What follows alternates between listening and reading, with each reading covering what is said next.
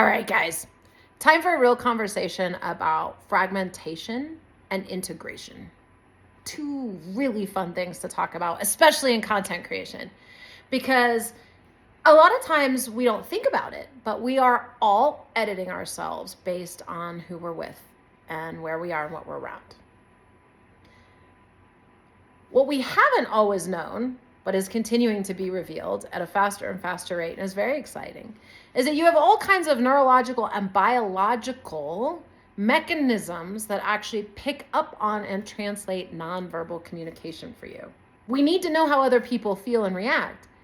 And what I've been loving in my master's program in executive coaching and consulting, like, not only are we studying what holds people back, like what stops us from bringing our whole selves into spaces, but also all the neurology and biology about what's happening, the intelligence that allows us to account for the predictability of people's emotional interpretations and acceptance of things is done in a part of the mind where a lot of emotion is processed that is key for strategic leadership and thinking.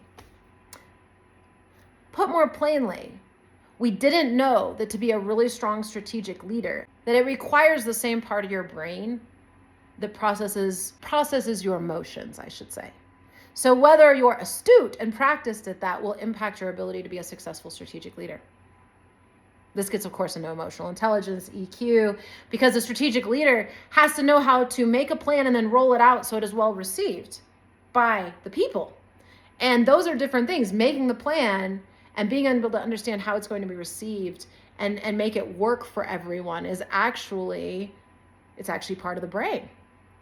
It's actually a neurological function. We can actually test for it. And we always had like emotion here and strategic thinking over here. Like they're supposed to be separate. That to be a successful business leader requires shutting down that heart. What we're finding in the biology is, one reason business isn't doing so great is because when you shut down the integrity and the ethics and the heart, you shut down a key component of strategic thinking and leadership that's really needed at the executive level to be successful, innovative, creative in the ways that really move things forward. Like by Steve Jobs' brain scan, I'm sure, compared to CEOs today, where you're firing off in completely different quadrants. So there's a real fascinating conversation here.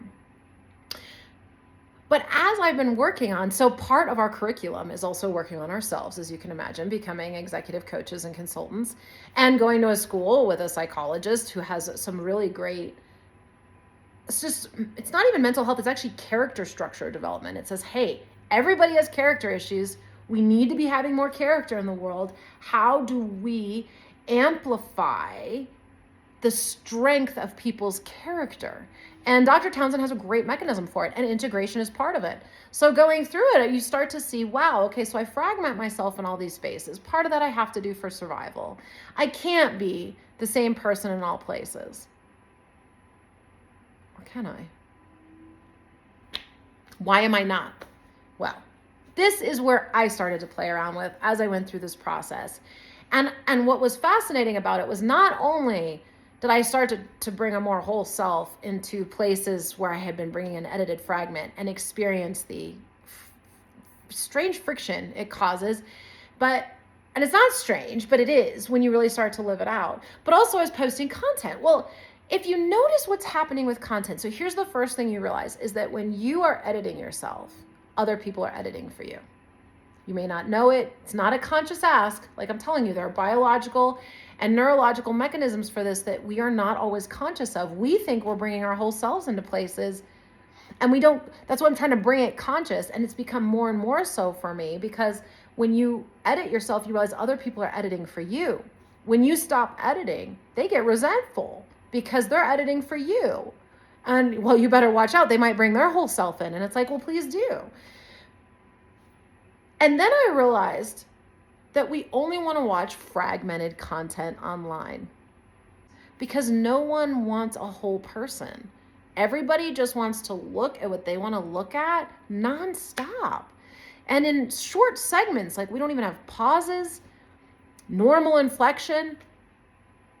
And what's even wilder about all of that is not only do you not want a whole person to look at, which means you aren't allowing yourself to be a whole person at the end of the day, but you actually judge the person on the screen like it's them. So first of all, guys, this isn't like human connection. I'm not like this in real life.